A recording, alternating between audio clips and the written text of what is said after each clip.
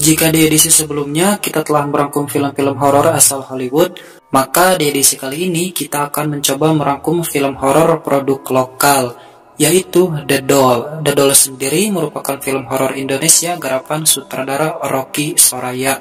Dirilis pada tahun 2016 dan merupakan film pertama alias prequel dari film-film selanjutnya, yaitu The Doll 2 2017, Sabrina 2018, dan juga yang terbaru yang rencananya akan rilis tahun ini, yaitu The Doll 3. Film ini diproduksi oleh Hitmaker Studio serta dibintangi oleh Shandy Aulia sebagai Anya, Denny Sumargo sebagai Daniel, Sarah Wijayanto sebagai Bularas, Pita Mariana sebagai Niken, dan masih banyak lagi cast-cast lainnya.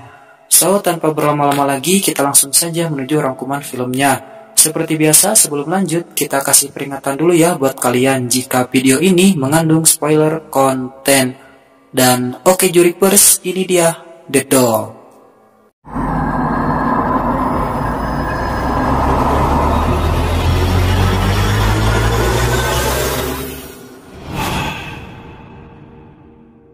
Film dimulai dengan memperlihatkan sebuah mobil yang tiba-tiba berhenti di Jalan Siliwangi. Tak lama dari itu, seorang bocil FF yang tengah kebelet pipis pun keluar dari mobil tersebut dan kemudian kencing di bawah sebuah pohon yang di atas pohon tersebut sudah nangkring sebuah boneka. Di rumahnya, kakak perempuan dari bocil tadi kemudian mendapati boneka tersebut sudah ada di depan rumahnya. Adik perempuannya yaitu Rani, yang tidak tahu jika boneka itu sebelumnya ada di pohon di tempat adiknya kencing, mengira jika boneka itu adalah kiriman dari pacarnya, dan kemudian dengan sumringah dia pun membawanya ke rumah. Oh my god, ini pasti dari Kevin. Keesokan paginya, pacarnya kemudian menelepon dan mengatakan jika doi tidak pernah sama sekali mengirim boneka apapun kepadanya.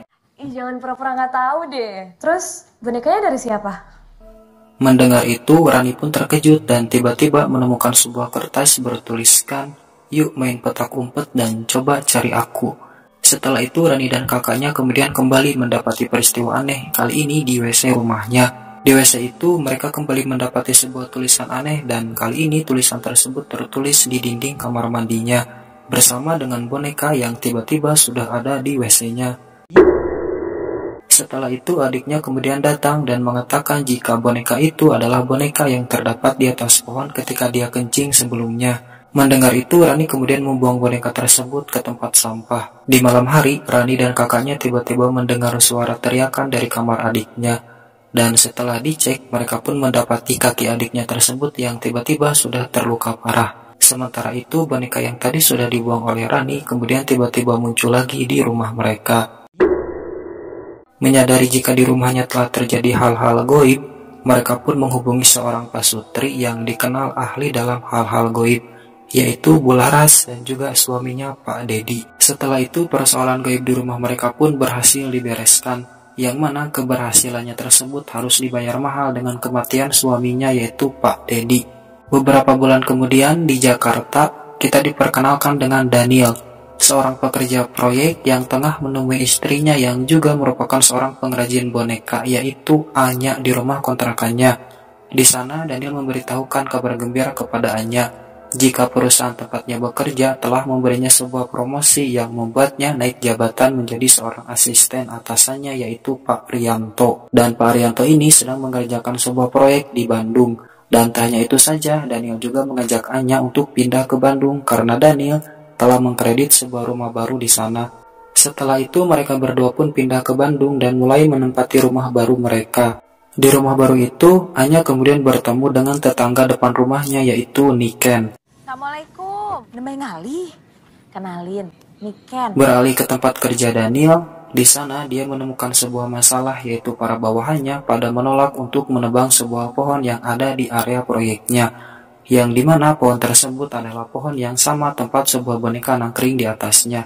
Para bawahannya itu kemudian menceritakan jika dulu ada seorang gadis kecil yang suka sekali bermain di bawah pohon tersebut bersama dengan mainan bonekanya. Sampai suatu malam, semua keluarganya termasuk gadis itu kemudian dibantai oleh perampok yang mencoba merampok rumahnya. Sejak kejadian itu, boneka milik gadis tadi kemudian disimpan di atas pohon tersebut dan didoakan agar arwah si gadis merasa tenang. Dan para warga di sana, termasuk para bawahannya itu takut jika mereka menebang pohon tersebut, arwah dari gadis tadi akan menerornya.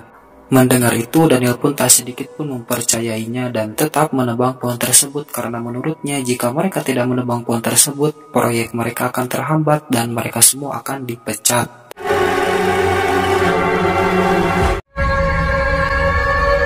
Suatu malam, Anya menyambut Daniel yang baru saja pulang kerja.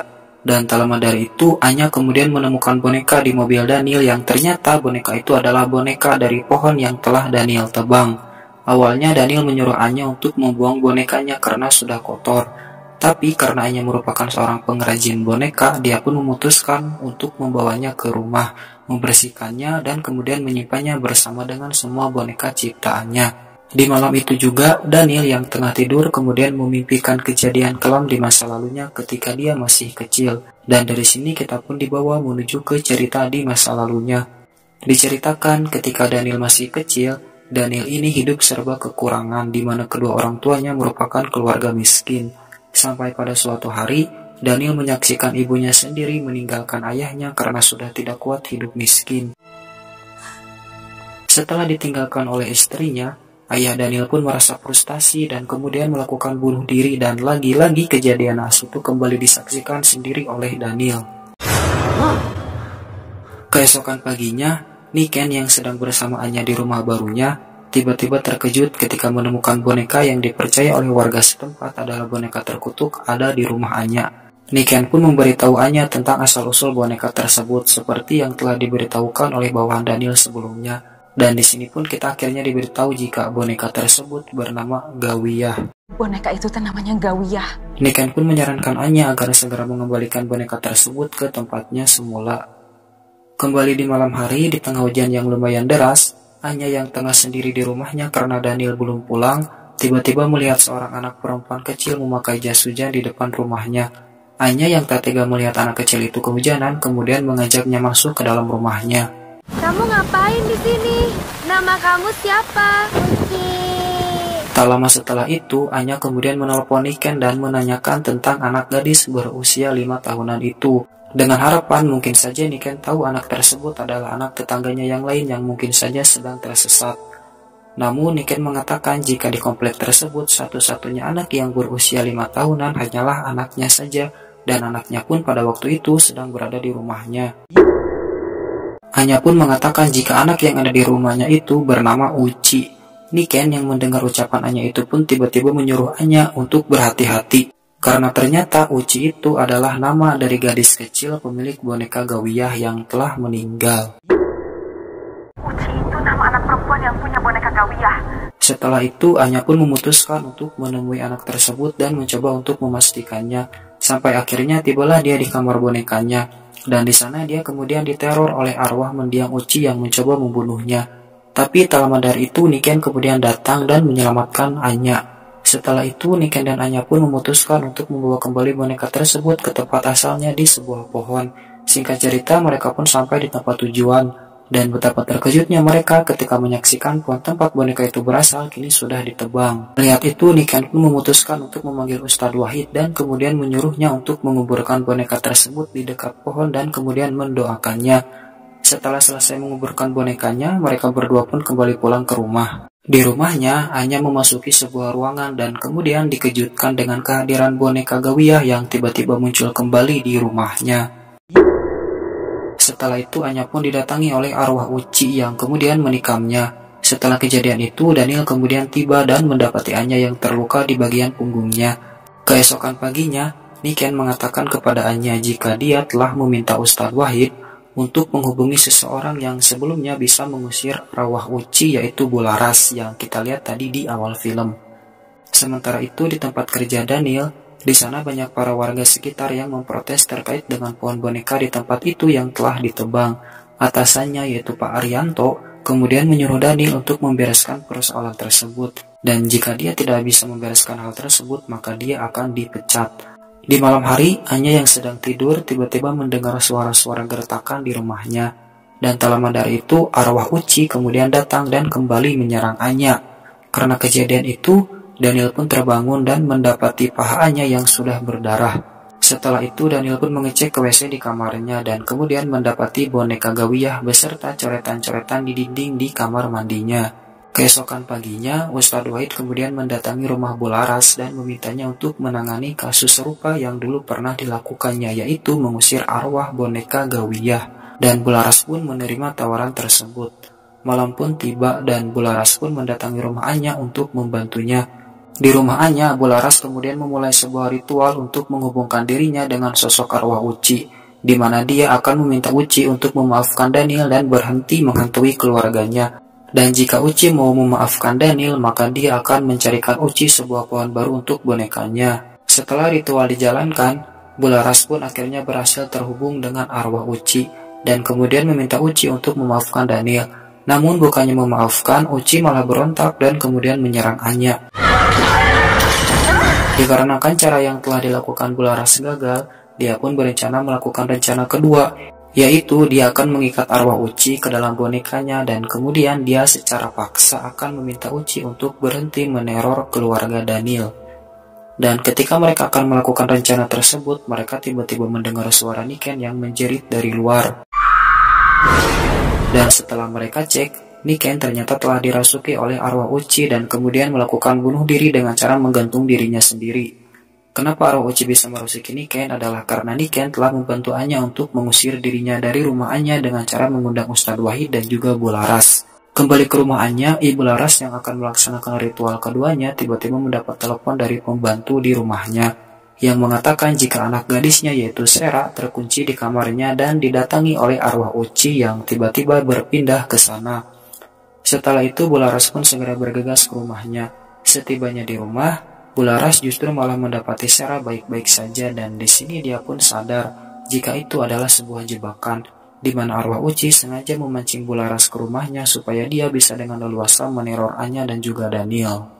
Kembali ke rumah Anya, dia didatangi oleh arwah Uci yang kemudian berhasil merasukinya. Setelah arwah Uci berhasil menguasai tubuh Anya, dia pun mencoba membunuh Daniel. Daniel yang terluka parah karena serangan bertubi-tubi dari Anya yang tubuhnya telah dirasuki oleh Uci, kemudian mencoba melarikan diri menuju sebuah loteng di rumahnya. Namun sayang, Anya tiba-tiba kembali menghampirinya dan menyerang Daniel menggunakan sebuah pisau. Ketika Daniel akan segera dibunuh oleh Anya, Bularas kemudian tiba di sana dan mencoba menyadarkan kembali Anya dengan cara mengingatkannya tentang semua kenangan indahnya bersama Daniel. Setelah itu Anya pun kembali tersadar dan arwah Uci berhasil keluar dari tubuhnya. Setelah Anya telah kembali sadar, Bularas tiba-tiba melihat sesuatu di pikirannya dan kemudian menyadari jika penyebab Uci selalu meneror Daniel bukan semata-mata karena Daniel telah menebang pohon bonekanya, melainkan karena sesuatu yang Daniel belum ceritakan kepada siapapun. Daniel pun akhirnya menceritakan sesuatu yang selama ini telah dia sembunyikan. Dan plot twist, ternyata perampok yang telah membunuh Uci dan keluarganya adalah Daniel itu sendiri. Daniel melakukan itu semua karena dia tidak ingin hidup miskin dan kemudian ditinggalkan oleh Anya, layaknya kejadian ayah dan ibunya di masa lalu. Dengan kata lain, si Daniel ini trauma terhadap peristiwa masa kecilnya ketika ibunya meninggalkan dia dan juga ayahnya karena mereka hidup miskin. Di sini juga Daniel mengatakan kepada Anya jika sebenarnya rumah yang telah dia kredit bukanlah hasil dari kenaikan jabatannya, melainkan hasil dari merampok rumah Uci. Setelah itu Bularas kemudian menyarankan Daniel untuk menyerahkan diri ke pihak berwajib, karena dengan begitu Daniel akan mendapatkan hukuman yang setimpal dan arwah Uci akan kembali tenang, serta tidak akan meneror lagi keluarga Daniel. Mereka pun kemudian bergegas keluar untuk menyerahkan Daniel ke pihak berwajib. Ketika Anya dan Bularas telah keluar, pintu rumah Daniel tiba-tiba menutup dan terkunci dengan sendirinya yang membuat Daniel terkurung di rumahnya sendiri. Dan tak lama setelah itu, Daniel kemudian didatangi oleh arwah Uci yang kemudian merasuki tubuhnya. Setelah Uci berhasil merasuki dan menguasai tubuh Daniel, dia pun membuat Daniel melakukan bunuh diri dengan melompat dari lantai atas di dalam rumahnya, dan Daniel pun akhirnya meninggoy. Setelah kejadian itu, rumah Anya dan Daniel kemudian dikosongkan dan dijadikan tempat boneka Gawiyah disimpan sebagai ganti dari pohonnya yang dulu telah ditebang. Di akhir film, kita kemudian diperlihatkan dengan Anya yang memutuskan untuk tinggal bersama Bularas.